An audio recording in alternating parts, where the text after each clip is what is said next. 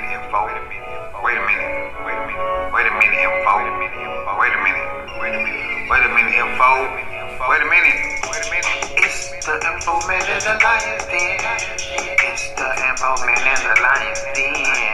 It's the info man and the Lions Den.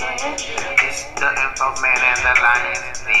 It's the info man, yup. It's the Lions Den, yup. You can't fuck with us, no. So stop trying this. Still, it's the info man, yup. It's the Lions Den, yup. You can't fuck with us, no. So stop trying this. Still heavyweight, so they try to infiltrate with hate, knocking my meal up off my plate, but we do not take the bait. Don't hesitate when it's time to do it to it. We still do they bullshit like power steering fluid. Wait a minute, Lions Den. Wait a minute. Wait a minute, Lions Den. Wait a minute. It's the info man and the Lions Den. It's the info man and the Lions Den. It's the info man and the Lions Den. It's the info man and the Lions Den. Raise your ass up out your slumber. This ain't no dream. You can't fuck with Lion or info team.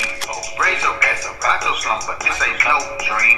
You can't fuck with Lion or info team. Raise your ass up out your slumber. This ain't no dream. You can't fuck with Lion or info team. Raise your ass up out your slumber. This ain't no dream. You can't fuck with Lion or info team. Jackleg preachers.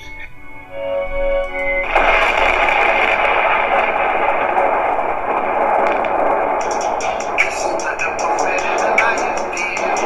It's the info man and the Lions Den. It's the info man and the Lions Den. It's the info man and the Lions Den. Jackleg preachers.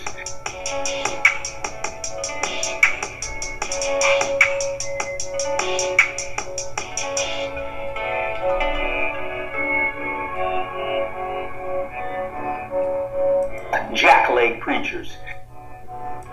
Information is power. Yes, we're back at this again. This is the Information Man. I hope you enjoyed the broadcast, the podcast, wherever you are in the world. I've got my man Lions Den live on air with me. And Lions Den is in the DC East Coast area. Brother, how do you feel this evening, this morning, this day, whatever time we're doing this podcast? Brother, how do you feel? Everything is everything. Let's get it on. Get it on. Now, the title of this is pretty much obvious, brother. We've been hearing in the news about the preachers that met with Donald Trump, or Chump as I like to call him. You have a lot of these preachers that have been capitulating to his administration. I remember when he ran for president, you had the 100 black preachers who came before him. And my question is, are they selling out?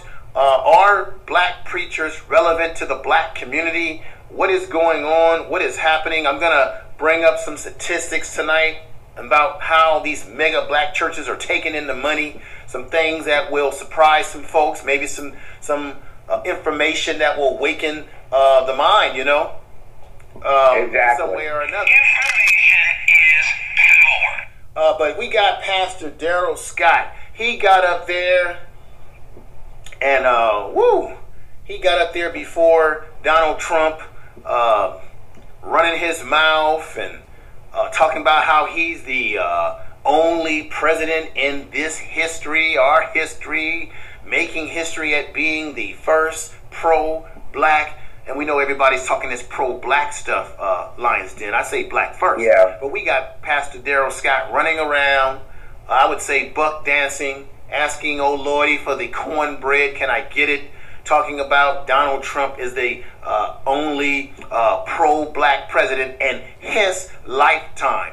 I don't know where he's getting this from, where this brother's been, what the hell. You know what? Let me go ahead and just let the good people out there listening to this podcast, this broadcast, let me just go ahead and play the sound bites so they can hear and do their own deliberation on what they think's going on with Pastor Daryl Scott, brother. Here it is. Daryl Scott, I've had the honor then candidate, now President Trump, and to observe him behind the scenes and have a number of personal conversations with him. And people ask me, why do I defend him so vociferously? And I say it's easy for me to do because I know him. And he's shown me his heart, and I know he has a heart for all Americans. And I will say this. This administration has taken a lot of people by surprise. It's going to surprise you guys even more because this is probably the most proactive administration regarding urban America and the faith-based community in my lifetime. And I'll be 60 years old in December. But when I think back on, I mean, I use good hair now. I'm not got a great makeup artist. But to be honest, this is probably going to be and I'm going to say this at this table, the most pro-black president that we've had in our lifetime because, and I try to, analyze the people that I encounter, this president-backed president that we've had in our lifetime because, and I try to, analyze the people that I encounter, this president actually wants to prove something to our community, our faith-based community and our ethnic community. The last president didn't feel like he had to. He felt like he didn't have to prove. He got a pass. This president, this administration is probably going to be more proactive regarding urban revitalization and prison reform than any president in your lifetime. If we work together, give them a chance, don't pay any attention to these guys back here, and I promise you, we will do something. This administration will continue to make history. It's going to be a lot of positive change. Great things are on the horizon. Jack-leg preachers. Jack-a-leg preachers. Lion's Den. He's no different than listening to the preacher played by one Arsenio Hall on Coming Back to America. Brother, when you had a chance to see or hear what Pastor Darrell Scott stated. Now, this is a man who's been cooking and caking and pushing the Donald Trump Kool-Aid since his election and before his election, along with him and one Omarosa. And we know that she's going around now telling all the dirt on Donald Trump. But she was cooking and caking for him. And before I go on, I must say, let's give some respect to the Queen of Soul who passed away. Let me just stop this podcast just right 1 minute and say, let's give some love and respect to one Aretha Franklin. Let's have a moment of silence for a moment.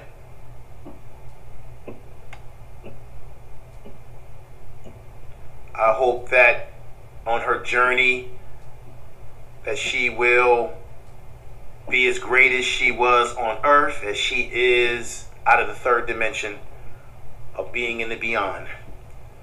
I loved Aretha Franklin. She was great.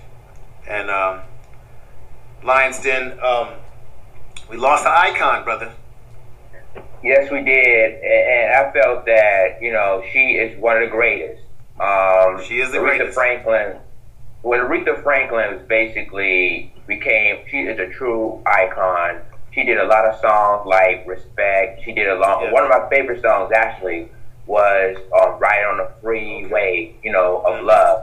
My Pink Cadillac. That's one and one thing about her is that she is the queen and she will always be the queen of soul. Okay, so brother. Okay, she is definitely the queen, and we got to remember her. We got to remember her, brother. Thank you for those words. We kind of went into another direction, but I thought it was important to acknowledge the queen's passing. So, right. Let me get your thoughts before I go into the next soundbite. What are your thoughts about Pastor Darrell Scott?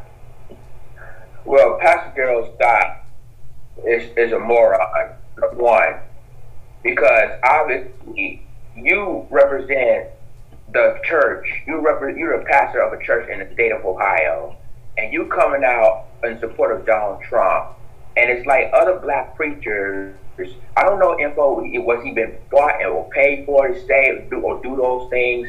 But obviously, it's like, how can you be a pastor of a church and yet you preach the word and obviously you instead you've been sitting side by side with Donald Trump. This is like sitting side by side with Satan. Even though you say you love God and everything else, but you sit right beside Satan. I just don't understand that info. But it's not just him, it's other preachers that was there in the White House who supporting Trump's ideology about what his plans are and didn't realize he never liked black people. He never liked the black community. So he's been a sellout ever since. So, info, your thoughts? My thoughts are this. I'm going to play something for you that will definitely wake up your mind. And here it goes. It looks like someone was trying to Google hang out with me, or call me in the middle of our podcast. So I'm going to play this, try to see if I can let that person know that we're in the middle of being on live. This is Radio Live. But let me go ahead, brother, and play what I have here is a soundbite that will break down and it will display every preacher that was in the chambers with Donald Trump. And you're going to listen to how they were cooking and caking and saying, "Oh, Lordy, give me the cornbread." They were talking about Donald Trump as if he had been as if the man could walk on water. I mean, as a preacher, you've got to be on the side of God, right? You got to be on the side of what's right. There's nothing been right about Donald Trump. But listen to these folks. And here we go. With as thunder as we can give it. Here we go.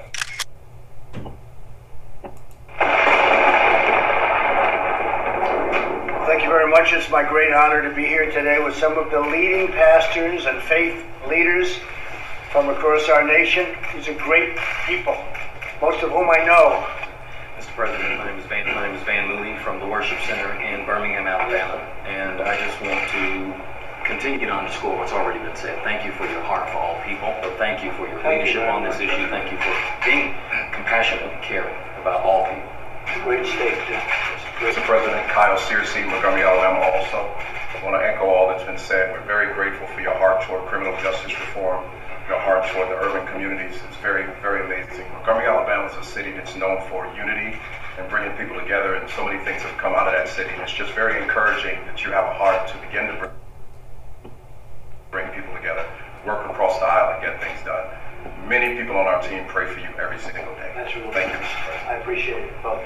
Mr. President, Pastor Julian Lowe from Oasis Church in Los Angeles, and I'm very grateful for this administration and for you personally.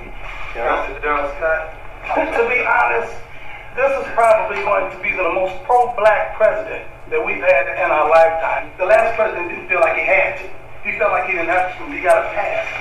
Mr. President, my name is Bishop Darrell Hines from Milwaukee, Wisconsin. I pastor the Christian Faith Fellowship Church of God in Christ, and I want to thank you for taking this time to invite us to the White House. Thank you, Mr. President. My name is Bill Owen, founder and president of the Coalition of African American Pastors. I'm honored to be here with you today. We've met several times, and we are with you 100%. Mr. President, I am certainly honored to be here with you. I'm Pastor Mike Freeman from Spirit of Faith Christian Center. You are invited any Sunday you would like to come. I'll leave a parking space open for you there so you can have any opportunity to. Listen to this. Listen to this. Jackleg preachers. He's telling President Trump, you're welcome to my church anytime, Lions Den. I'll leave a area for you to park your car. He's not driving a car. He would come in a limousine, buffoon. I mean, listen to how he's kissing up to him. Oh, I'll leave the car. We'll leave the front door open for you. Long as you bring the buttermilk biscuits, master. I mean, this is... Are they selling out, Lions Den? Let me finish this audio, and I'm going to come back. I'm going to come to you, brother. Okay. It is so wonderful. I'm elated to know, first of all, you're a man of your word. This country is in great hands. Mr. President, I'm Bishop Dale Bronner from Atlanta, the senior pastor. He says that this country is in great hands. What do you think, Lions Den? I feel sick to my stomach because I feel like hearing a preacher in the pulpit telling their members, oh, that God is good all the time, and then all of a sudden you're sitting right next to Satan. It's funny, Info, that you know what, this is why I said that we have to watch what church we're going to now. Is because you see pastors up in the pulpit supposed to be speaking to the word of God, but yet going to the White House meeting Donald Trump, who never liked black people, who never get involved in the black community, never speak to the black community, and yet you want to fall for his line. And I'm just basically seeing, and I know there's some black preachers that are Republicans. I understand that. But why would you want to kiss Donald Trump behind? Why? Because you want him to help your church or help your community? It doesn't work like that. And obviously, Jackleg preachers. And what the church is trying to do, I mean, the church, their responsibility is help the community. And obviously, I know their members are going to shake their heads right now and say, oh my goodness, what is going on with my pastor who's meeting with Donald Trump that never liked the black people in the first place? It doesn't make sense, Info. Okay, let me move on. Let me go on with the rest of the audio, because he's going around the round table. Each one of these preachers, I know folks have probably had a chance to hear or see some of this, but we're analyzing this, folks, because the question once again on the table is, are preachers 99.9% selling us out? They are supposed to be the shepherds that are supposed to lead their sheep or lead their flock. Preachers are supposed to lead in the eyes of righteousness. They're supposed to lead their congregation in the right direction. There's nothing in Donald Trump's history that shows that he has been in the right direction. Let me move on with this piece here. Founder of Word of Faith Family Worship Cathedral. Well, thank you so much for your boldness and your courage to make great things happen, and you're making them happen. Thank you. I'm Bishop Harry. Wait a minute. What is he making happen? What big and bold things has Donald Trump done? What has he done? I think the last time I checked, he's talking about building a wall in Mexico. He's talking about calling people, he called Africa and Haiti a shithole country. We know about the Central Five, how he took out a page ad in New York, spent thousands of dollars trying to condemn those young brothers who didn't do anything. We know that he called Omarosa, and believe me, I'm no fan of Omarosa. She made her bed and must lay in it, but he called her a dog, which is just, to me, another word, for she's a B word. So he's done. He has said ridiculous things. He's cozying up to Vladimir Putin, a man. See, this is why these preachers are on the wrong side. Why? How can they say that he's doing great things when he cozies himself up to dictators like Putin? People who have killed people in their country, people who have done diasporous type stuff. I mean, killing and murdering and pillaging. And they're saying that he's doing great things. And he's and I already did a video about how he comes out and he lies and lies and lies, lying then and lies and lies. That's the sound from the Google Hangout popping on the screen. I wish I could mute that sound, but we're going to keep strong with this broadcast, and let me play this audio. Jackson, right here in the D.C. area. First of all, I really feel called to pray for you. I felt that feeling that you're going to win, and I'm so very thankful. We really don't need black power unless you got some green power working with black power. And it's because of your boldness. And despite all that's been coming against you, you've stood your ground. And you've been a champion, sir. Thank you. Thank you. Appreciate it. John? Mr. President, John Bray, Senior Pastor of Relentless Church in Greenville, South Carolina. I am grateful for the opportunity to be at this table.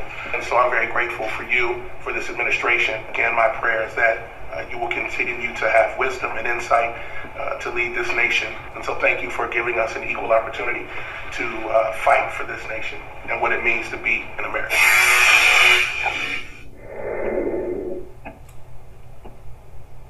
So there you have it, brother. That's that audio. We heard the preachers pretty much praising Donald Trump as if he was the second coming of Jesus. and I still don't understand what he has done that makes them believe that he has set the country in the right direction. He's a womanizer. He has said very cruel things about people with disabilities. Have they forgotten all of this during the election? He talks about grabbing women in the private area, you know, the kitty cat area. This is a man that has already been put out there, documented, and I did a video on this, that he lies. He's done over 3,000. I mean, the man, 2,000, the man lies every day. He talks to people in a very disrespectful manner. He's very pompous. He's very narcissistic, arrogant. He was that way even when he was in New York with building stuff. He went over to, I believe, Scotland, and he wanted to build a golf course. And the people over there didn't want to sell him their land, so he would build a golf course and do things that take away their natural scenery that they could see to the beach, because he built his golf course in such a way that he destructed people's views in some of these European countries like Scotland. He's done horrible things. And these preachers are sitting up here praising this man as if he's been doing, like as if he's the man of the year.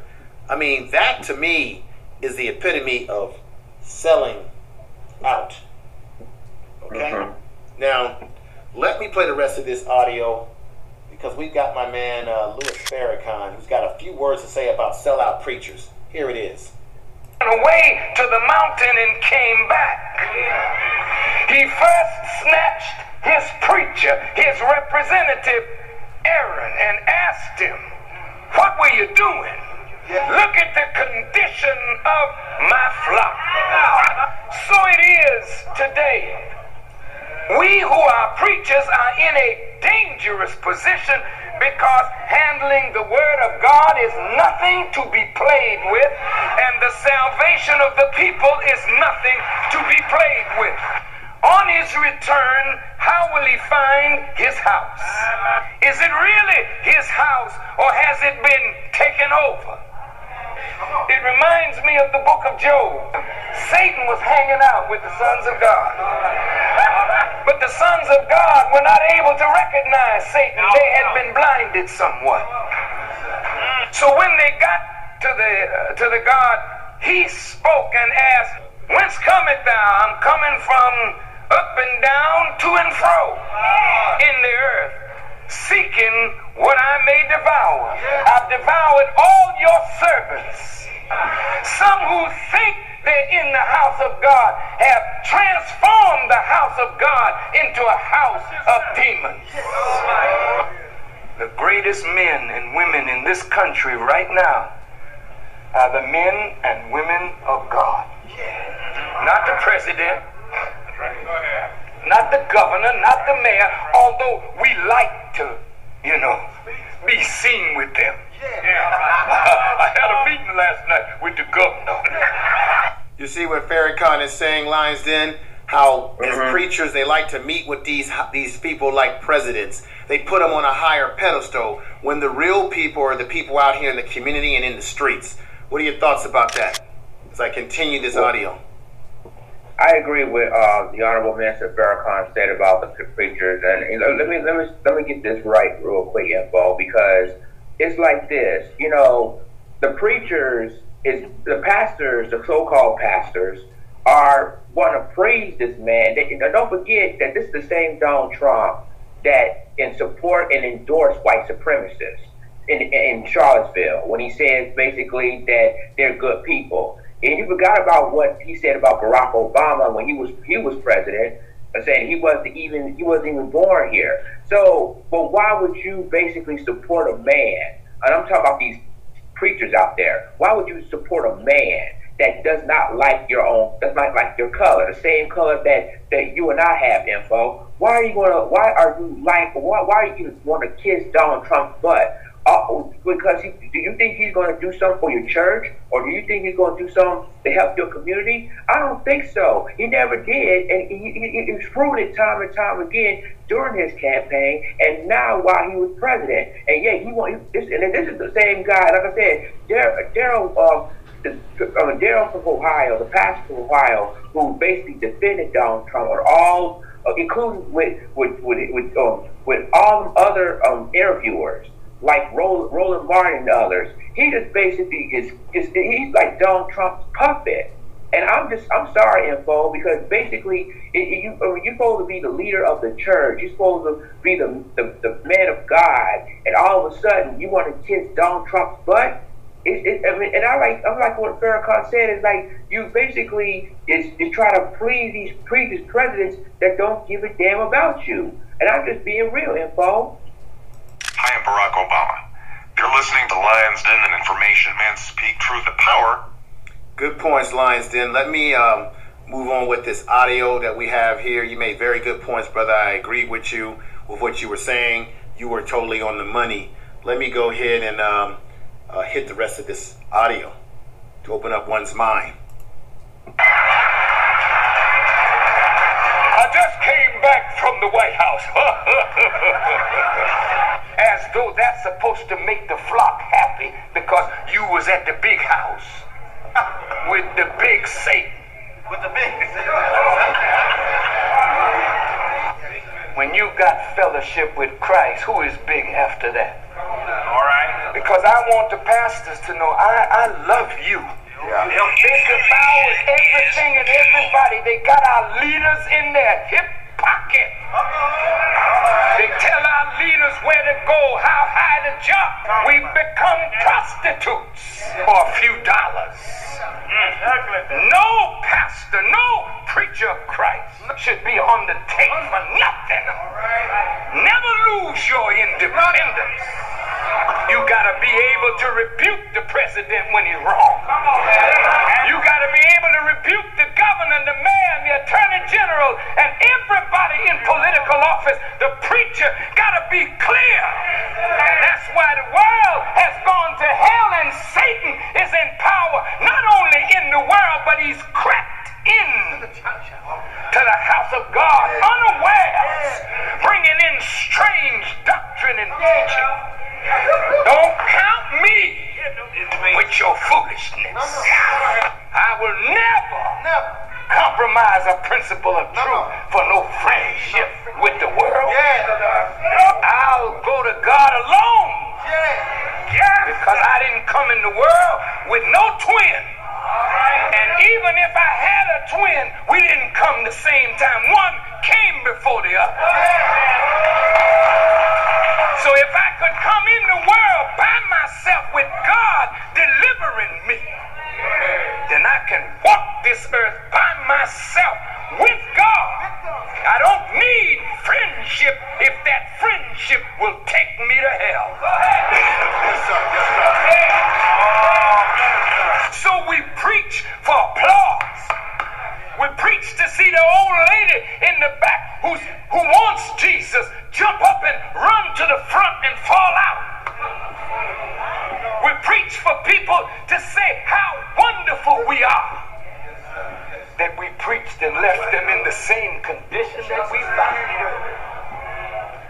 But you see, when you preach right, you prick the conscience.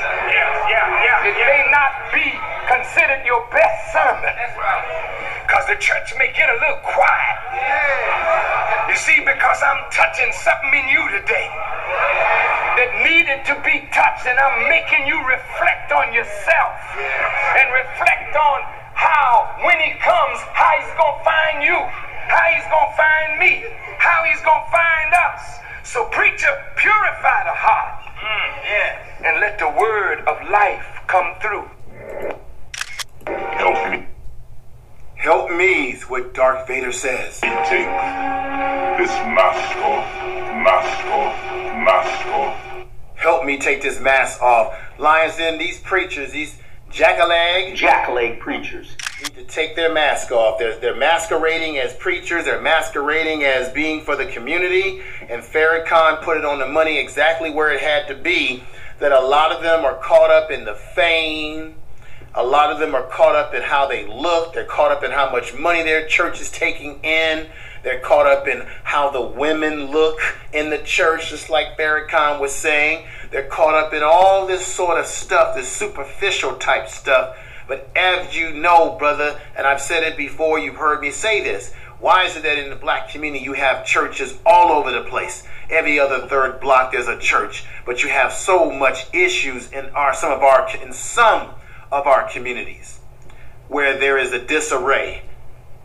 And if the preacher is truly leading the flock, why is some of our communities, and I say some again, in disarray? Some would say it's because the communities are being run by women. There are not enough men in the community. Some would say it's the Pookie and Ray Ray theory. But you've got we forget to add another one to the equation, which is the black preacher who will pimp you for your money, like these mega preachers who preach this prosperity gospel. They're running around with cars and fancy coats and rings, where the rest of the people in their congregation are struggling, and they're enriching themselves off of religion, which is, I think, is almost worse than a man who pimps a woman on the street, because they're pimping you on a spiritual level. And I say a spiritual level, brother. Let me go ahead and go to a commercial for just a quick moment. We'll be back in 44 seconds. And I'll come back to my man Lion's Den and how he feels about what the preacher means to the black community. Now, there are some preachers out there that are dynamic. I like my man Thaddeus in Memphis. That's a brother that tells it like it is. He's a preacher. And then we got my man Gino Jennings. And I'm going to play some sound bites from Gino Jennings. The brother is the real deal. This is what preachers need to really be about. So let me take this 44-second break for all the listening family out there. If you're out there in YouTube, thank you for blessing us with your presence and listening to this podcast. If you're out there in speaker.com and listening, thank you for blessing us with your presence and listening. And those of you listening throughout the world, nationally, internationally, thank you for listening to this broadcast, podcast, whatever we're calling it, this evening, this morning, this day, wherever we are in the time zone. So let me play. Here we go with the 44-second commercial here. You know, I didn't come here to preach to you today.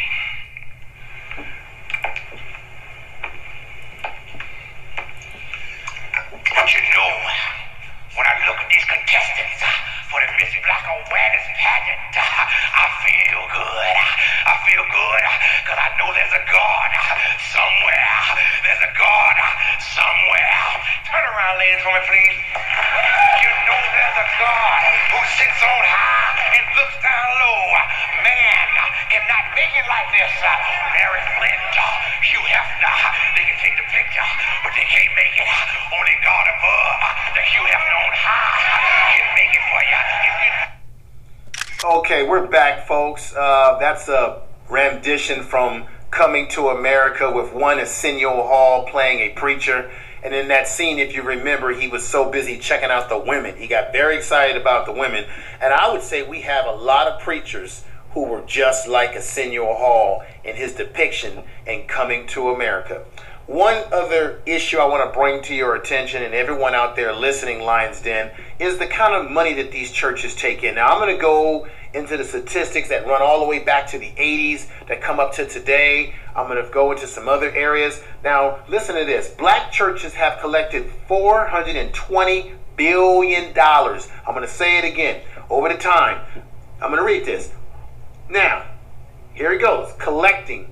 Black churches have collected more than $420 billion in donations since 1980.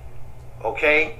With the Senate investigation there was a Senate investigation some years ago that was investigating the finances of several mega churches. Okay? The prosperity movement. Okay? Now let me bring up this too here. Research. They did research. A research study on black donation habits demonstrate that per capita spending of $508 per year in 2009 dollars. So $508 per capita spending in 2009. I know it's 2018, but these are the numbers that we were looking at. at that time. And with inflation, I'm sure it's a lot more. In 2009, another source, Taylor Media, established that black churches invested black churches revenue. Let me correct myself. Black church revenue approaches $17 billion in 2006. Now, and I know these are some years ago, but it's still in the 21st century. One church, check this out, the revenue dollars, World Change, is the name of the church, World Change, reported having $69 million in 2006 in income, according to the Atlanta Journal-Constitution. Mainstream politicians and black community leaders are demanding a better accounting of the return on investment offered by churches to communities that fund them. And remember, I believe that the church has a 531c exemption, meaning that they are a non-profit. But in fact, they are profiting, brother. Okay, let me move on. Let me see here. Meanwhile, leads of faithful churchgoers defend their pastors and accuse their detractors of applying a double standard that annoys the wealthy white preachers while underplaying the economic development and social service functions provided by the black church. However, if the black church, Lions Den, is taking in that type of money at that time, and God knows what it is today, and I'm going to bring it up to today, then why do we still see these sort of issues in some of our black communities? Why is it that we will see black people in some of our black communities say that the kids don't have clothes for school, or the kids may not have money for their book bags, or that they may not be funding for proper recreational programs? Why in the hell did the midnight basketball program that I spoke of before, when we did the video, the broadcast, on Chicago, why did some of these social programs like the midnight basketball program, why did they get shut down if the black church, these mega churches, are dripping in money? They're not spending the money on the black community. One can make an inference that that may not be really happening. When you've got people like Eddie Gray. Is it Eddie Gray? Eddie Gray. Running around touching the young boys in his congregation. And you had black folks still defending him. Even after it was found out that he was doing some ratchet type of behavior. Then you got Clefo Dollar asking his congregation to get him a brand new plane. Why black people, all this money they're taking in, where is the homes being built? Where are the schools being built? Where are the schools? Where are the homes? Where are the infrastructure? Like my man from the BAIO, my brother Hollop said, we need nationhood, land, nationhood, and we need infrastructure. You judge a tree by the fruit that it bears. Where is the land and the infrastructure and the nationhood that these churches are producing? Where is it, Lions Den? That, you know what? It's really interesting to hear this. I felt like this info that all these preachers, and this is why I've said this is so concerning, it shows that they don't care about the black community at all. Because if they get, like you said, that the total of the black churches get billions and billions of dollars from the congregation and not bringing it back to the community, so then something's wrong. Something's really wrong, because obviously this is what I'm saying. The church members that come to them to listen to the word of God and that stuff like that. However, it's like when they go to church, they trust the pastors, like giving them tithes and offerings, and yet basically it's showing that they keep the money to themselves. I'm talking about the preachers, some of them. I didn't say all. I'm saying some of them keep the money to themselves and not helping what they need help the most to the black community. I mean, that's what I don't understand. If they bring in billions of dollars like that, shouldn't people wonder that they should give this back to the black community, the same community that comes to the church and trust the pastor to do what's right with the money. I just don't get it. And you see Creflo Dollar, you see all them preachers, they got private planes and billion-dollar homes. And I was like, well, wait a minute. Where do you get these money? Where do you get those money from? You're supposed to, basically, what's righteous is you just got to get the money back to the community, not keep it for yourself. And that's exactly what's going on, Info. These preachers are keep these money, billions of it, for themselves, to get themselves rich. They can build mega churches, bring billion-dollar homes and private planes for themselves instead of do what's right and help the community. Mm-hmm. Let me hang on. Jackleg preachers. That's what we're dealing with, jackleg preachers. Let me go ahead and so those numbers that I read were from the early 2000s, well, 2006, 2009. Let me tell you another article that I was looking at. This was under the 21st Century Abolitionists. This is an organization, I think, around the largest Christian center, multi-ethnic Republican ministry in America. Now, this is their stuff. This is about, as it relates to black folks. This is, okay? Now, I remember I told you this before. They say that the black church is a bigger business than the Major League Baseball and NBA combined. Now, I'm going to say it again. The black church is a bigger business. When you have these mega churches out here I'm talking about now, I'm not talking about mom and Paul church here, mom and pop church. I'm talking about the big mega churches, okay? The black church, being the bigger mega churches, are a bigger business than Major League Baseball and the NBA combined. Now let me go into this other number here.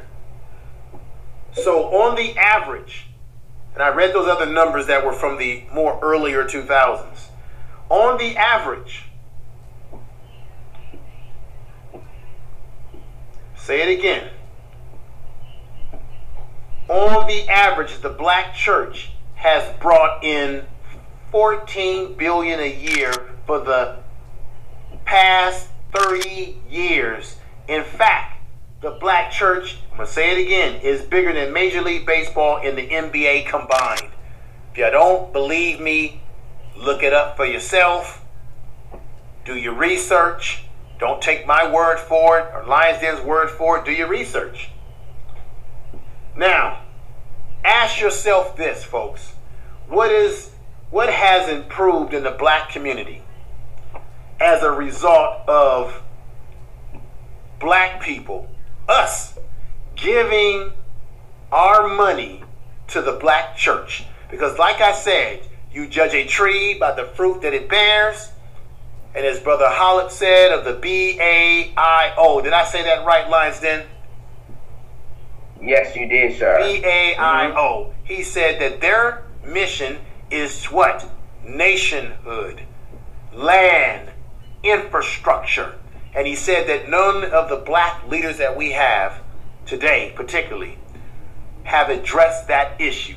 So if the church is taking in this kind of money, the black preacher is taking in this kind of money, certainly we should see a result of that money trickling down into the community. I'm arguing and I'm saying to you, brother, and those listening, that we're being shed, we're being bamboozled, run amok. And as a result, why are black people giving our money to these mega churches when there really isn't any long-term benefit to the black community? I'm not saying that there's no black churches out there that are taking in donations and doing great things. I know that there's probably small black churches that we've never heard of that are doing great things and raising money to help the community. They're out there, I know it. But overall, in general, this is the sort of picture that we've got going on, Lions Den. This is what's happening. This is one of the realities that we must deal with. Now, brother, let me play a soundbite by Pastor Jamal Bryant. Now, let me preface this. Pastor Jamal Bryant has his problems too.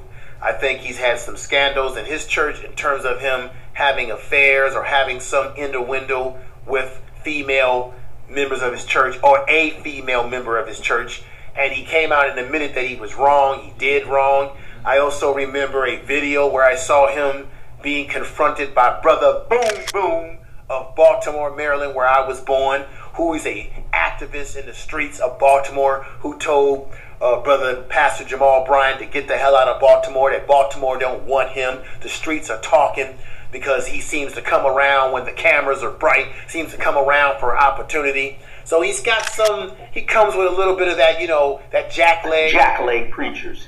But I thought that he was on point with the things that he said about these individuals that met with one Donald Trump. And let's play the soundbite. Here it goes.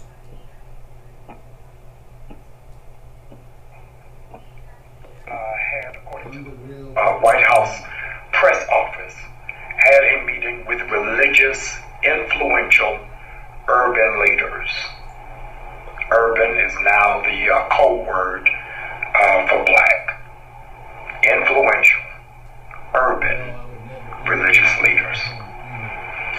He said that all of the people that were there today were there at the invitation, the gathering, and the call of Paula White. Paula White was the one who assembled the meeting. Just take a pin in it. I'm coming back to it. All right, so a couple things. Now, Paul White, that's Brother John Gray. Is that John Gray he's talking about, Lions Den? Yes. Mm-hmm. Now, you know, John Gray, he knew that he was not well respected or well received for meeting with Donald Trump. And he made a video where he started getting into this talk about, you know, you may not agree with people, but the Lord wants you to give people a chance and love people. You know, all this stuff that rocks you to sleep. We've heard it before. You know, rocking you to sleep with all this. We gotta love. No, if you look at the Bible and the things in the story in the Bible, God is a very vengeful God. God has struck people down for doing stuff. God discriminates for the best. God is not just loving everybody. But look at the Bible. If you look at the Bible for what the Bible talks about Solomon and Gomorrah being brought down because of all the unnatural things that they were doing in that society. You have the Tower of Babel, when they brought the tower down, when King Solomon, they were trying to build a tower up to the heavens, and he brought it down and made everybody speak in different languages. I mean, God is a vengeful God, and God doesn't just love everybody. That's why when you hear these preachers pushing that doctrine about loving everybody, well, if you look at the Bible, God didn't love everybody, Lions Den. You know, I mean, am I wrong or am I right? Well, let me tell you, in the book of the Bible, God does look at one, but one thing God don't like is being I'm just saying, in instance, God do not like seeing people being fake. Well, but the Bible is laden about how God put a punishment on people. For example, right. If the story of Moses, how he kept going to Pharaoh and warning Pharaoh, and then according to the Bible, it said that he made the water into blood. He brought plagues and all kind of stuff. That's because God is not just loving. If you're not doing things, if you're not doing things righteously, God is going to put a chastisement on them. Now I'm just simply saying the Bible has many stories in which God punished people. You hear preachers talking about it all the time. Let me go into this audio with Brother Pastor Jamal Bryant. Things that I want to say. I can't tell y'all how heavy my heart is right now. The Bible says, if you have aught with your brother, then go to them. I have come to you live from Greenville, South Carolina. Greenville, South Carolina, which is the home of the Relentless Church, home of my brother, John Gray, who I love. He's not my friend, he is my brother. I love John Gray. And I am in Greenville, South Carolina. So the Bible says if you have an issue You don't air that out publicly. You go to them. So I sent a text message to John Gray with the headline from World News Tonight saying, brother, I need to talk to you. This was at 2:47 this afternoon. I got absolutely no response. So I want to say I did reach out to him. So this conversation, this dialogue did not happen without me reaching out. Now, what I also need you all to know is I actually have the minutes from the meeting. I have the minutes from the meeting, and I want to read those to you.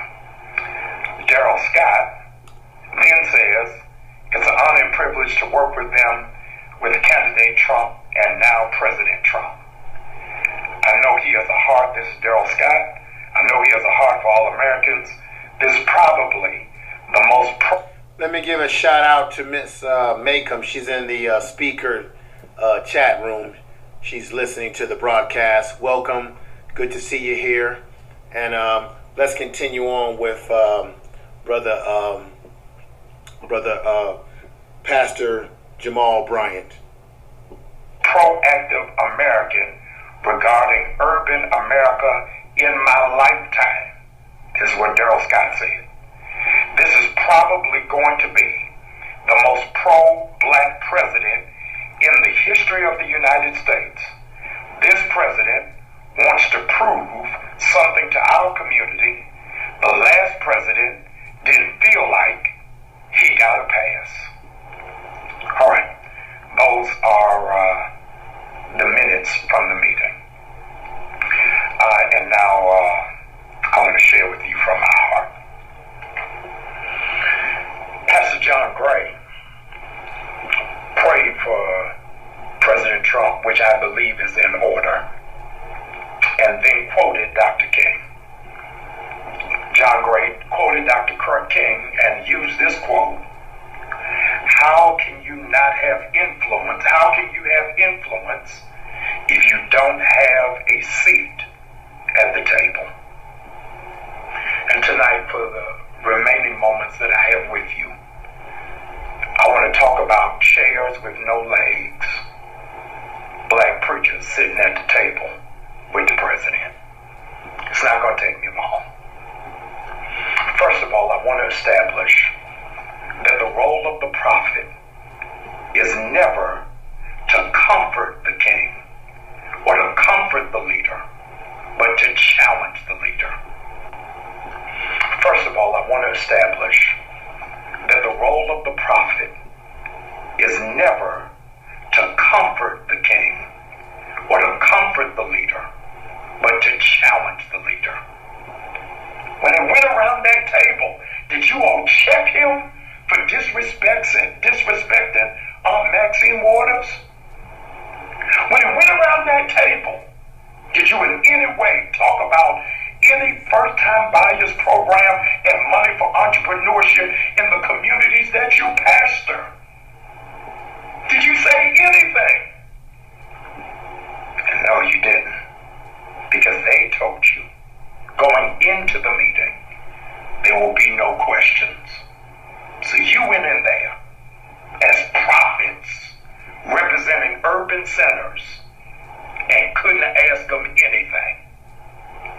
Why did you not risk being arrested? Why did you risk being thrown out? What merit, what value did you think going back to pastor and preach to poor, struggling, and oppressed people? Did you think you were going to have to say, I got to meet the president? And I want to know, when Darrell Scott said that Donald Trump will be the greatest asset to black America in the history of this nation because Obama has done nothing, I want to know how none of you around the tables didn't say a word. None of you corrected him. None of you challenged him. None of you said he was out of order. Can you imagine that he being around the table of rabbis and their most lauded and celebrated Jewish man be vilified by another Jew, that the Jews at the table wouldn't have stood up? Can you imagine that with Italians? Can you imagine it with the Latino community? Can you imagine that with the Irish? Absolutely not. No more sellout Negroes. We can't do it. We are fighting by the hair on our chinny chin chin to keep the body of Christ relevant. And you all going in there today and asking for nothing, challenging nothing, has made us do the electric slide backwards. We can't do it.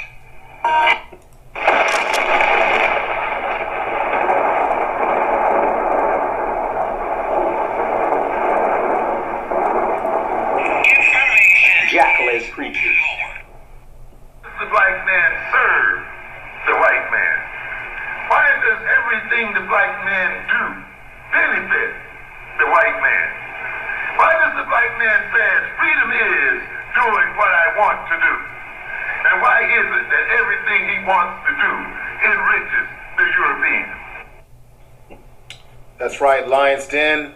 You heard, everyone listening out there, you heard Pastor Jamal Bryant speaking about his distaste for that meeting with Donald Trump, as I call him.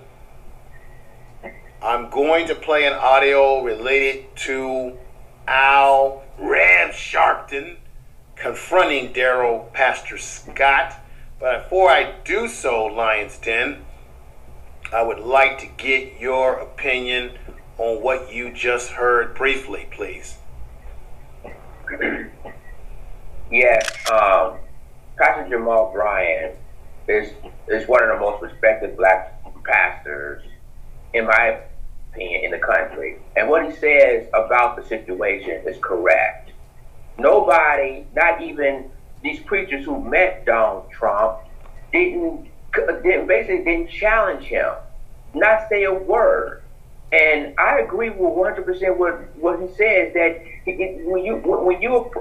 says in the Bible that you cannot bow down to the king, or you cannot bow down to your leader. And obviously, he's absolutely right about that. Somebody did not even challenge, they didn't say a word to Donald Trump about all the stuff that he's done when it comes to supporting white supremacists.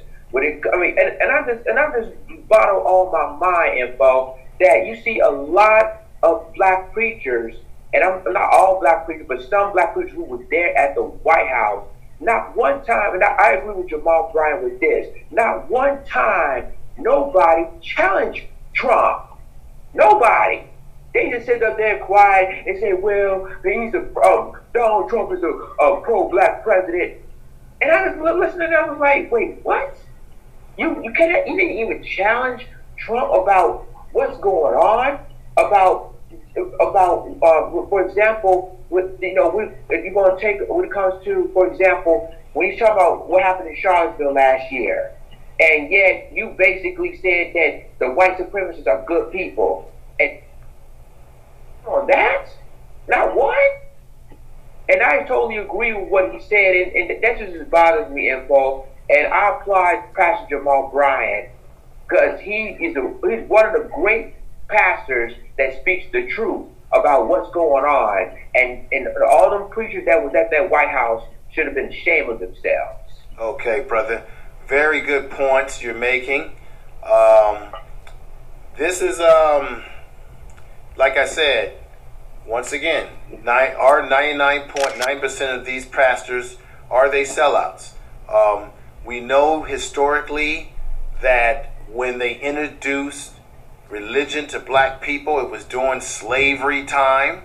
When they introduced Christianity to black people in this part of the world, it was through slavery, in which they used the indoctrination of the Bible to teach black people that it was meant for us to be slaves here on earth. And they would use the preacher to push that narrative on us.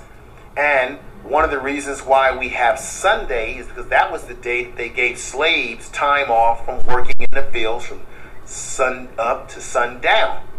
And of course, we know the great, to me, probably the greatest preacher to ever live was one Nat Turner, who realized very quickly that the doctrine that he was teaching was a doctrine of enslavement, and he led a rebellion against, in the South, against slavers. Okay? These preachers today are a very far cry from that type of they can't even wear Nat Turner's pants. They don't even have that spirit in them. They have a spirit of compromise. Let's just all get along and all this sort of stuff like that. You'll see some of these preachers being the first to push this whole thing about immigrants, and which has nothing to do with black folks whatsoever. They just push a lot of narratives, and it's just what they are. Hi, I'm Barack Obama. You're listening to Lion's Den and Information Man Speak Truth to Power.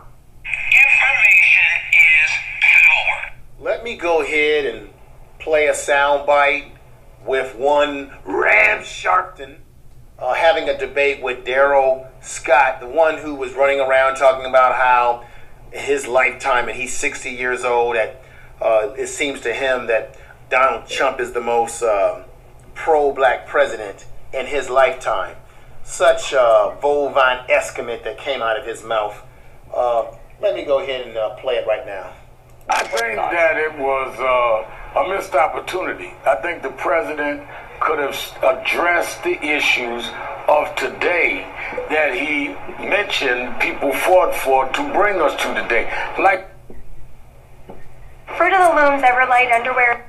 Let me let that commercial bypass for just a moment. I hate when these commercials come on here. Let me just hang on for one moment, Lion's Den.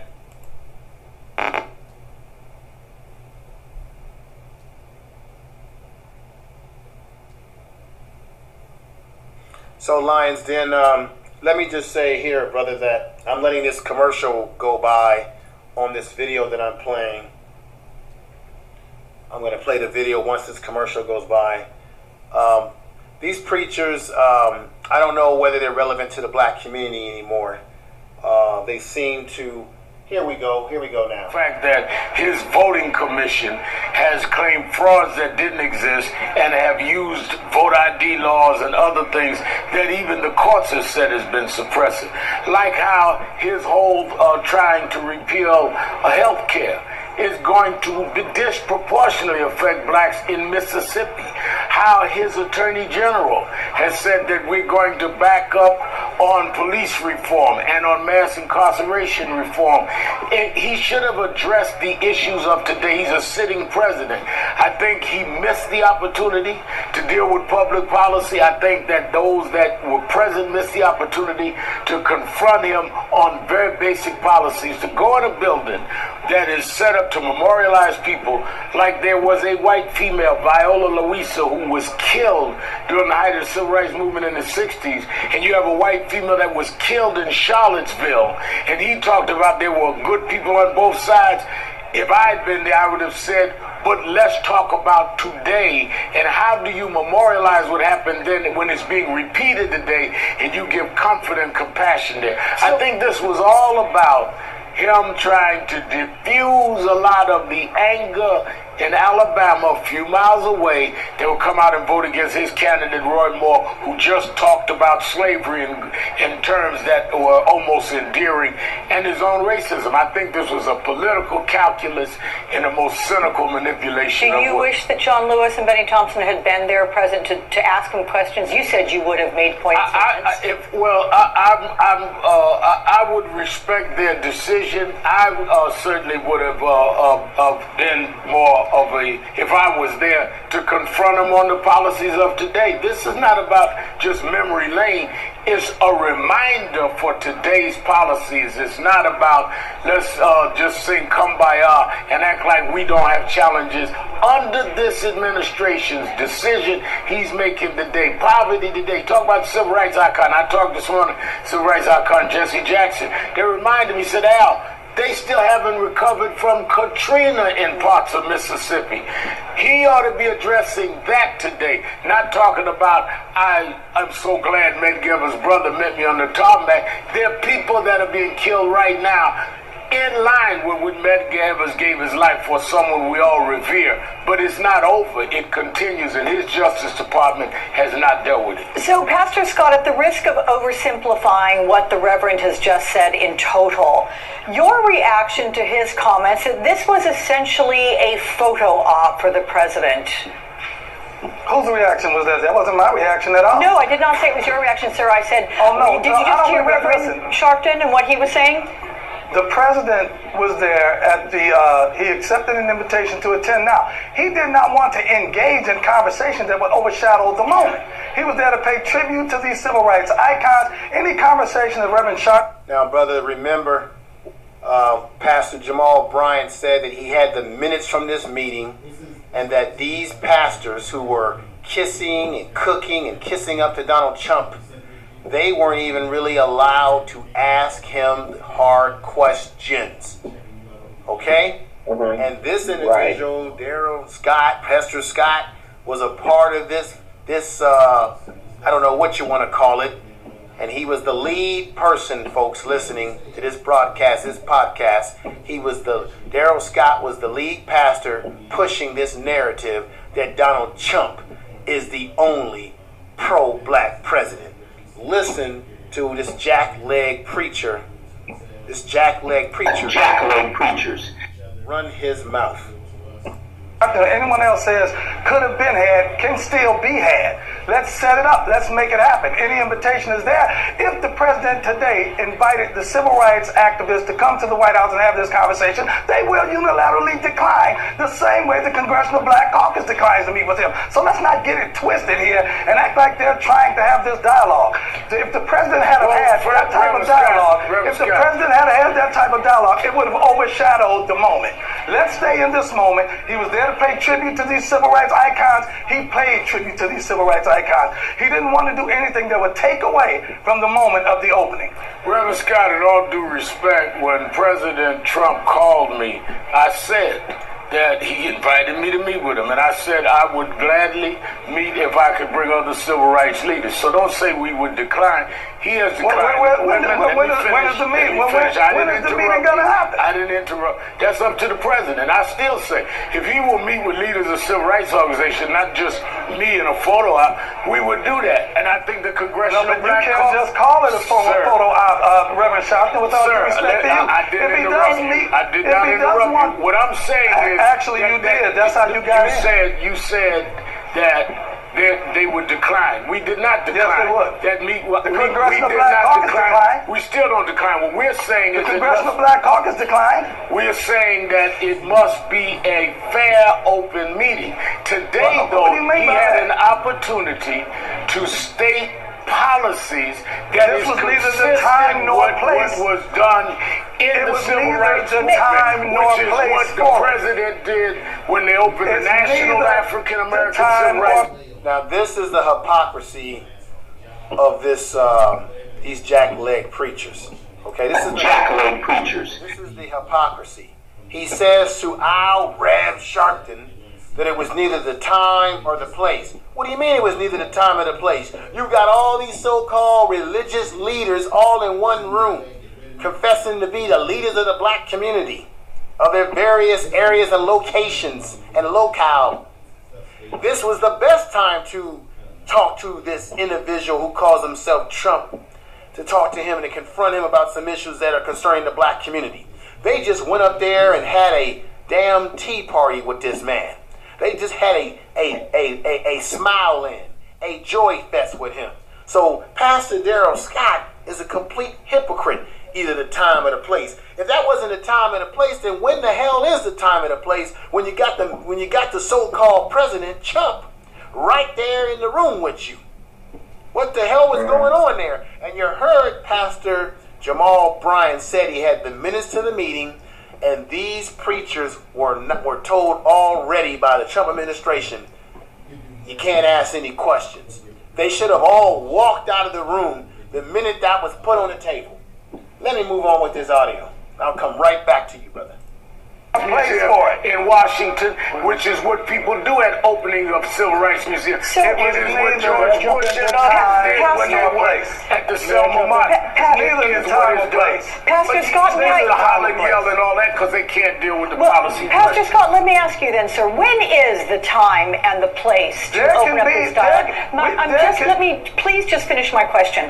When is the time and place to do this, and when would you expect that to happen? If you look at a calendar, when do you think something like that could happen? And would you be willing to help organize it, put it together, and make sure that everybody who wants to address the president on the issues of civil rights gets to the Oval Office, sits down, and has a good long conversation about it?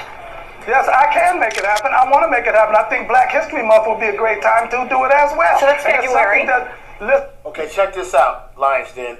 This is why these preachers are not relevant to the black community. She asked him a straight up question. Would you be willing? He says yes. I think it'll be great.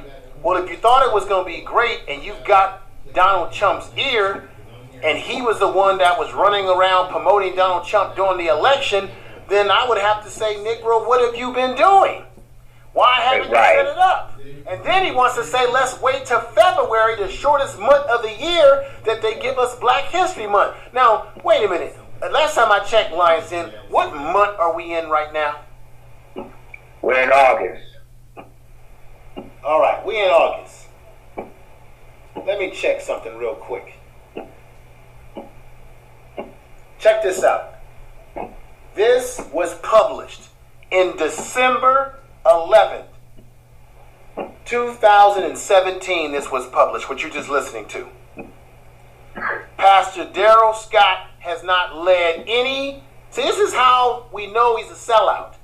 He said December 17th, when this video that I'm playing the audio of was published, he said he was willing to do it in February. He was willing to take lead in trying to have a meeting with Donald Trump to address the issues.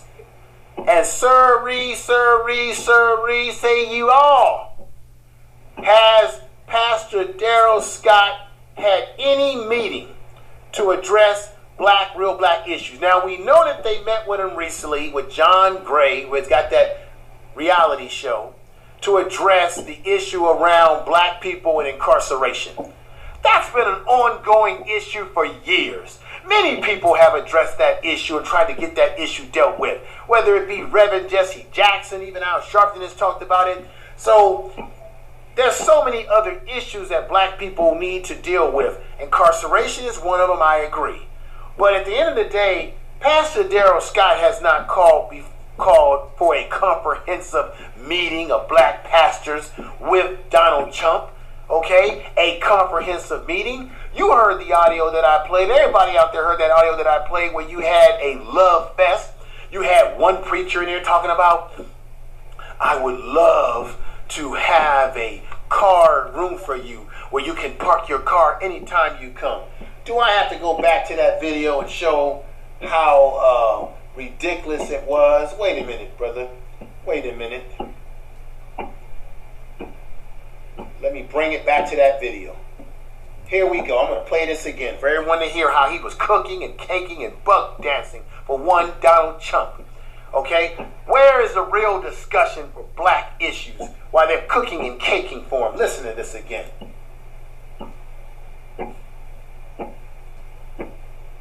Wait a minute, brother. Here we go. Like to I'll leave a parking space open for you there so you can. Let me play it again. Listen to this cooking and caking again. I'm Pastor Mike Freeman from Spirit Faith Christian Center. You are invited any Sunday you would like to come.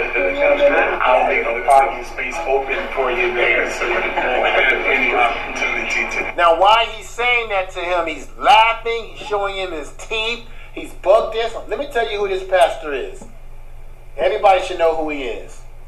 This is Pastor Mike Freeman of Washington, D.C. In your area, Lions Den, this man was cooning and caking for Donald Trump Listen to him again. Freeman from Spirit of Faith Christian Center. You are invited any Sunday you would like to come. I'll leave a parking space open for you there so you can. I'll leave a parking space open for you there, President, so that you can park anytime you like. And while he's saying this, the other preachers in the room, I'm painting this picture of you. As my man Joe Madison says, radio is theater of the mind.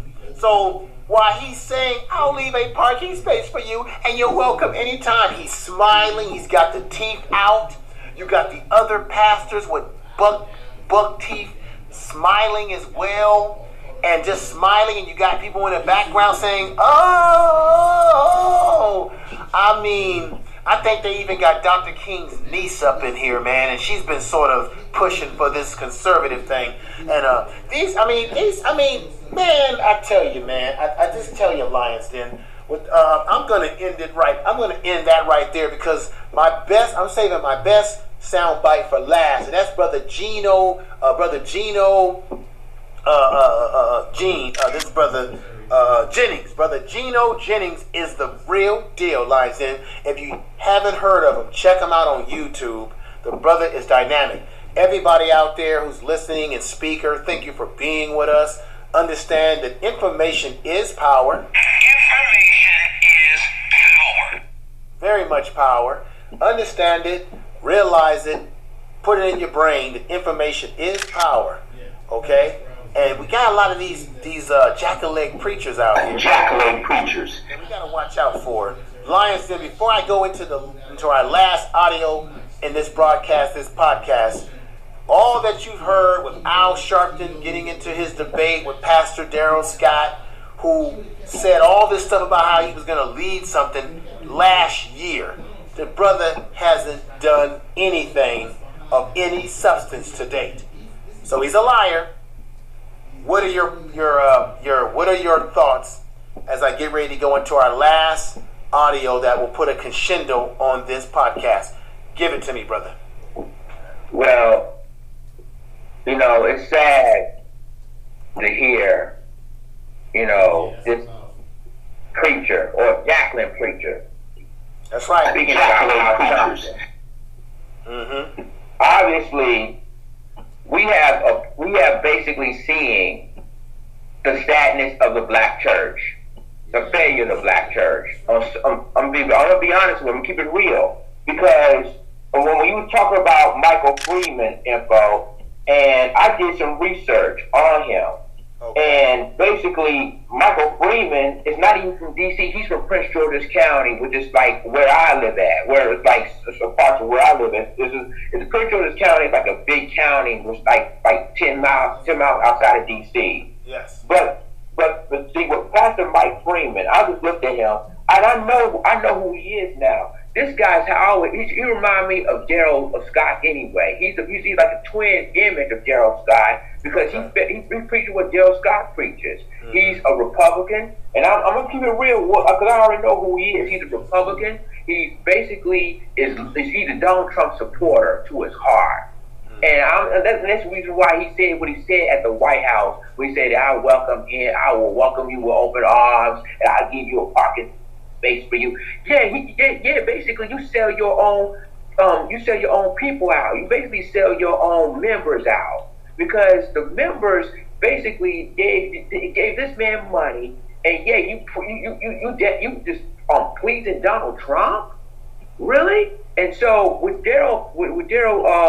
this guy, with Al Sharpton, this guy is a true sellout. Everybody knows that. Every time we saw him on TV, whether it was on MSNBC or CNN, he's defending Trump to his heart, which means that he is a Trump supporter to his heart. You can't change his mind, no matter how much we're telling him that Trump is no good, that Trump is evil, that Trump do not like black people. He didn't care. All he cared is basically, what would you do for me?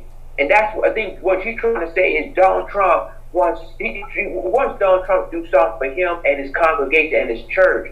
But I'm gonna tell you something. You and I both know, Info. Donald Trump ain't gonna do a damn thing for the black community. He don't even like the black community. He don't even like black people, period. And to sit here with Daryl Scott and Michael Freeman now had the audacity to try to preach one thing and say, "Oh Lord, thank you Jesus. Oh God is gonna preach," and then turn around and sell your members, sell your members under the bus by meeting Donald Trump, the same person that says white supremacy is good people, the same person that says you want to build a wall to keep immigrants coming in and out, the same person that says, and guess what? Including Barack Obama are not even born here. This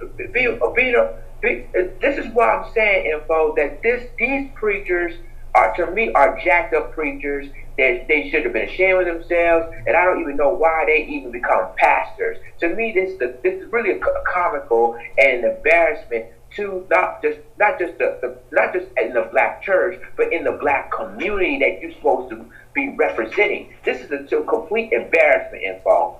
Mm-hmm. Yeah, it's an embarrassment.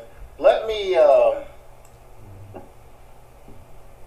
go ahead and play a little audio from, there's a preacher who was at odds with Pastor Jamal Bryant for coming out with his live stream and his rebuttal to what, he's doing a rebuttal to Pastor Bryant. Let me play this, play a little bit of this, open up one's mind, and here we go.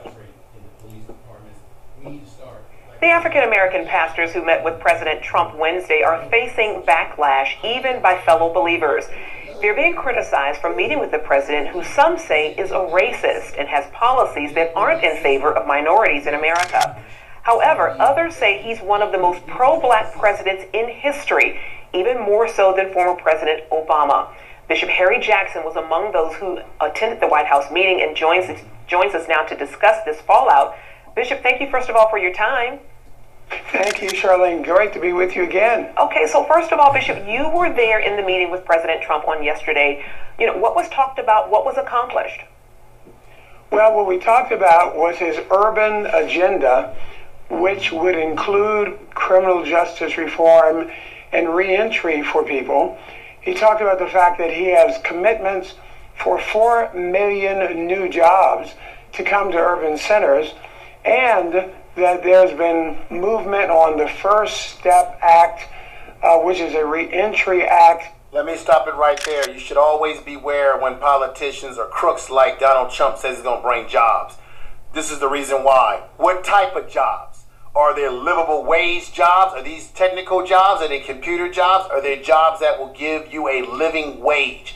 If they're just going to be some fast food joint or some type of job that's just serving you or minimum wage type fees, then who cares about him bringing these jobs? We need, in the community, we need jobs, Lions Den, that can allow people to live on. So that's why you always have to beware when politicians, Republicans, Democrats, or anyone says they're bringing jobs and they don't give you the details, because you know the devil is always in the details. They don't give you the details as to how they're going to go about executing the jobs. And by the way, they don't tell you, are these living wage type jobs? They could be jobs, could be anyway. It could be freaking jobs for janitors. It could be jobs for, you know, picking up garbage for like $7 an hour. What types of jobs? Okay? And you get Negro preachers like this who will stand behind this and don't have any real substance. Let me play just a little bit of this before we go into Congress has passed and that he's in full support of. So I've been talking to him about criminal justice reform over about a year and 3-4 months, and I'm just elated. And I think many of our guys sitting around the table were delighted at the progress the president has made and his heart toward the least of these in urban settings. And Pastor Jamal, I must say that this is Volvine Escament. Donald Trump has no love towards the urban environment. Is that right, Lions Den? None whatsoever. That's right. Let me play what she's about to say, because you're going to see him try to jump on his man, Jamal Bryant. Bryant, who I'm sure you are familiar with, he spoke against those including yourself, who attended this meeting, and he says that you guys were too complimentary of the president and didn't really press him on the issues. What do you say to that? And as well as the comments that people are making that this was just a photo op. Well, first of all, I want to say about Jamal Bryant that I love Jamal Bryant. I would consider him a person who I'm very, very friendly with. And I think his heart is to promote African American issues in our community. But I think he's got it wrong on this one. What he doesn't understand that you can't be a prophet to the culture while you're standing outside of the room. Many of the people who came in to that meeting knew that they would be misunderstood, disrespected, lied on, talked about, but they came anyway because the needs of the people, especially returning citizens, are so important. I believe this is a great...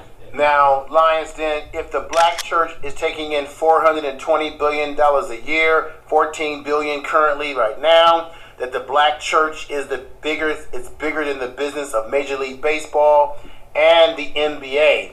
If they're taking in all this money in terms of, I'm talking about mega churches. I'm not talking about mom and pop churches, your small churches. I'm talking about your mega churches that bring in millions of dollars.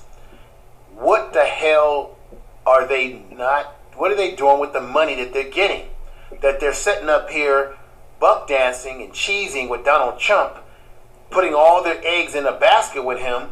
Now, this is the same man who manipulated and did a bamboozle on the presidents of the historical black colleges. They met with Donald Trump at the Oval Office. They thought they were getting more money for the schools, and come to find out, he used them as a photo op, and they got no money. Nothing from nothing leads to nothing. And these preachers, they haven't got anything. There's no tangible. It's all just talk right now. All right? There's been no tangible. Donald Trump has, if he really wanted to make some changes, he has the power of the stroke of a pen. Has he stroked that pen on any document to get it done? No. So with that said, brother, I would have to say phooey on what these preachers are talking about. Phooey, phooey, phooey. Let me go ahead and get into the next ending. I'm going to go into the, this is going to be the ending audio for the evening. Lions Den, it's been great having you on this podcast, brother. But let me play my man, brother, Pastor Gino Jennings. This brother is the real deal. You won't forget this brother. Want to preach nothing or say nothing that'll cut down those grants. That's right. Well, I don't care if the government was giving us $1 billion a day. Now, they don't want me to preach against homosexuality. Yeah. Let me play this again. Want to preach nothing or say nothing that'll cut down those grants. That's right. Well, I don't care if the government was giving us $1 billion a day. Vision stations now. They don't want me to preach against homosexuality. Yeah. Amen. Their television stations now don't want me to preach against homosexuality. I was in England 2 weeks ago, and even over there now, they are passing law. They're making law now that if you preach against homosexuality, they'll throw you in jail. The government of England now wants to dictate to religion what to preach and what not to preach. Amen. The government of Canada wants to dictate to religion what to preach and not to preach. And I'm telling you, America is heading the same way. Amen. Now, the reason why you find these preachers like T.D. Snakes and Creflo O'Penny and Peter Popoff and the cotton candy preacher Joel Allstate, and the reason why you find Fred Price and all these other fellas who love to wine and dine you to hell. That's right. The reason why you find many preachers don't speak against the government and their laws, because 99.9 of them are there's a program in their organization where they're getting governmental subsidies. Yeah. And because they're being funded by the government, they don't want to preach nothing or say nothing that'll cut down those grants. That's right. Well, I don't care if the government was giving us $1 billion a day. Go ahead. How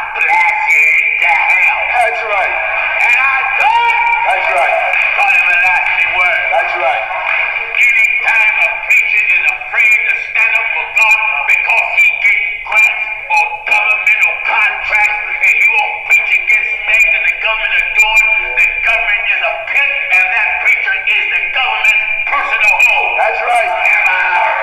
That's right.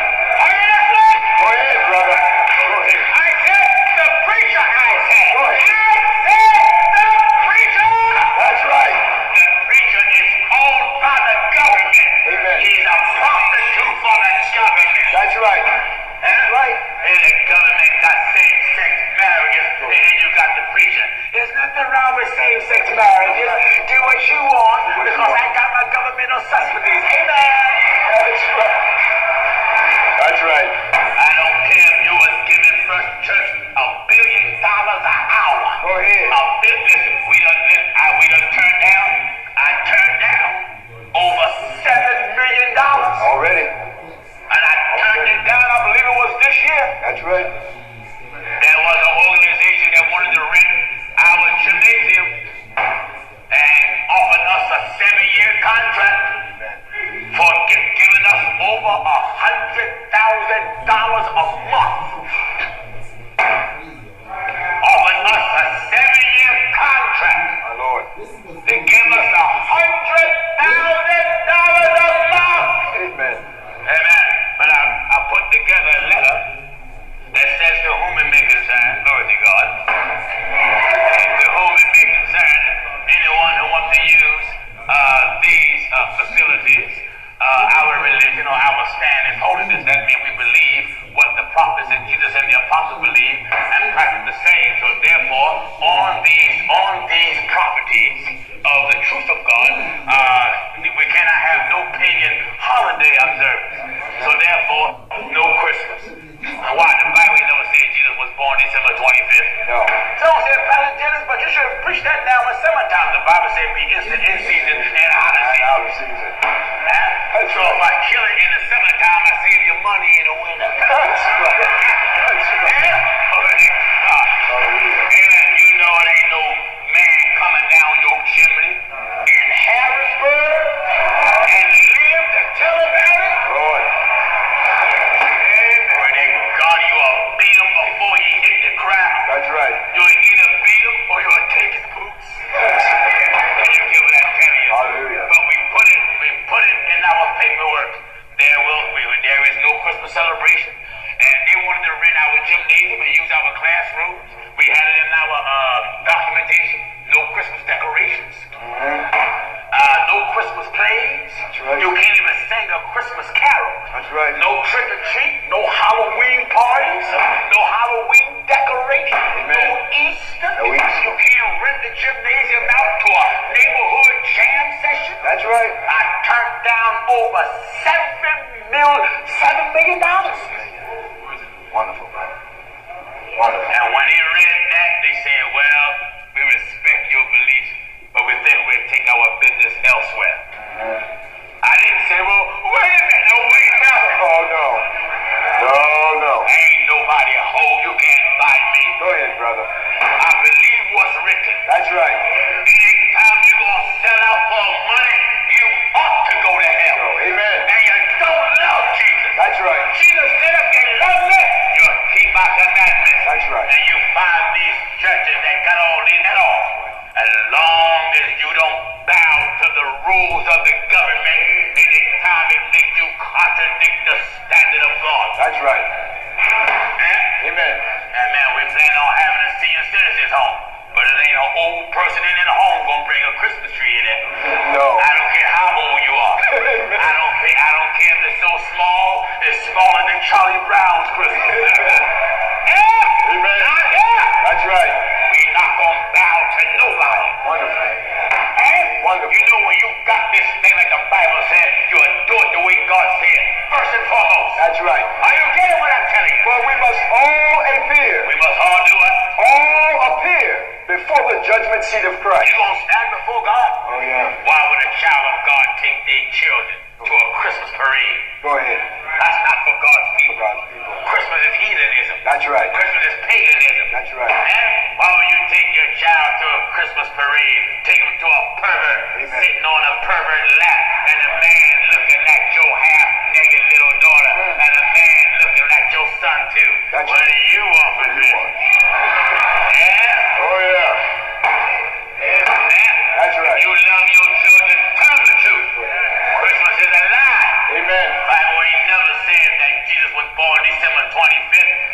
Lord didn't say that he rose on Easter, you liar. That's right. He lied. He lied. Amen. That's why I thank God for the truth of God, because it's guaranteed that we're going to tell you the truth. That's right. It's guaranteed. Don't make me so about it. So you may turn the television on and say, what is they going to preach today? The truth? The truth. The whole truth? That's right. And nothing but the truth. So help me God.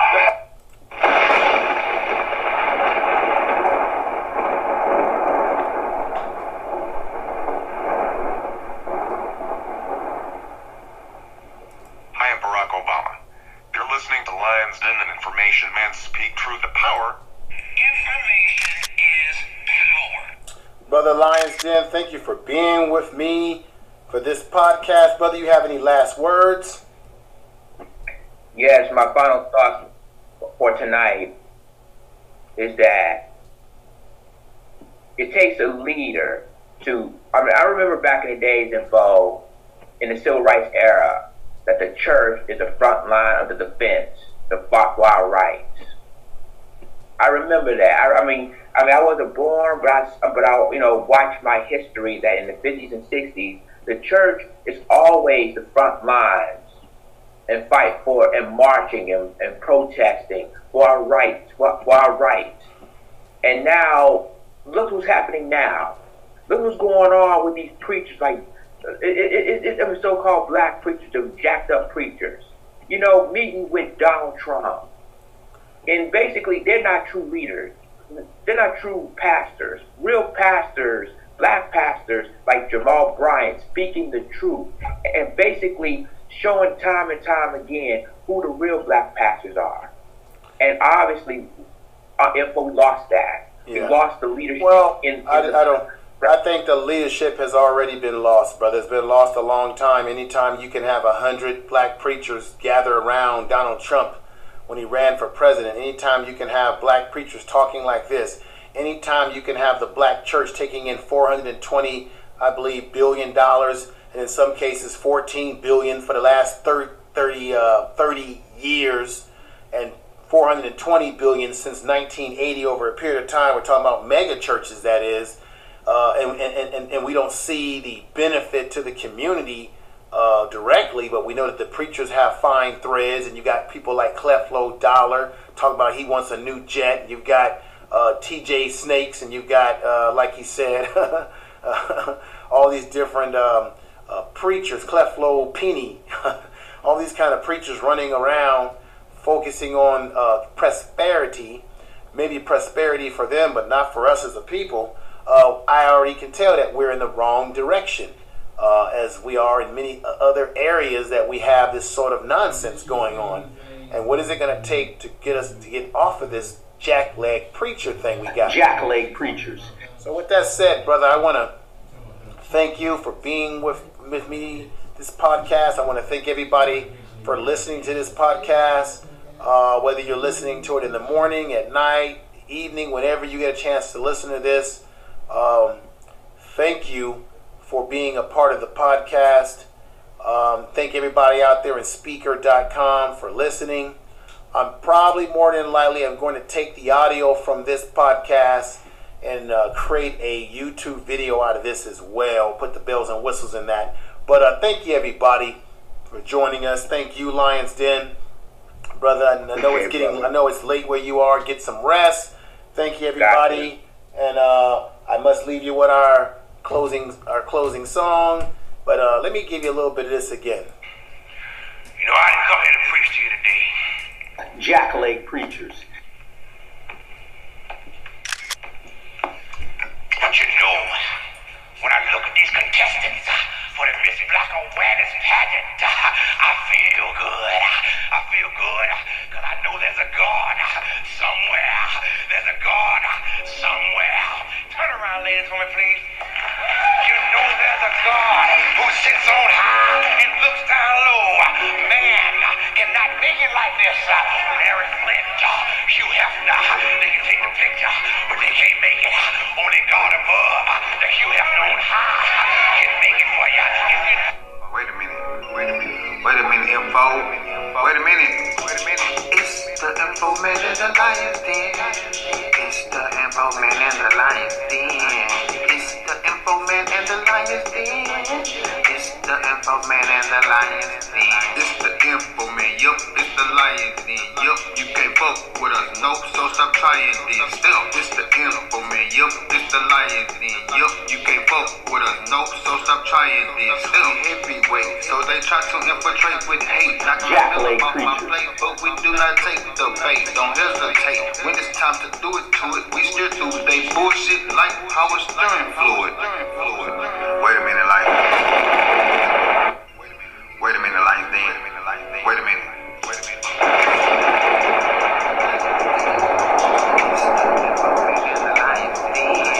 It's the info man and the lion's den. It's the info man and the lion's den. Raise your ass up out your slumber. This ain't no dream. You can't fuck with lion or info team. Raise your ass up out your slumber. This ain't no dream. You can't fuck with lion or info team. Raise your ass up out your slumber. This ain't no dream. You can't fuck with lion or info team. Raise your ass up out your slumber. This ain't no dream. You can't fuck with lion or info team.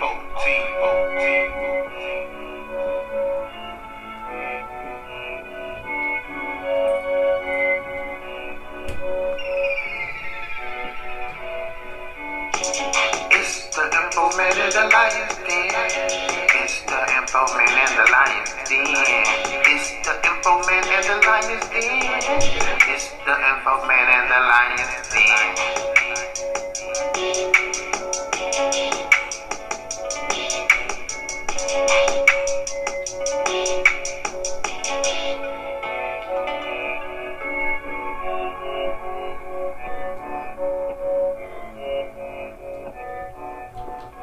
Let it be known that black folks need to be codified.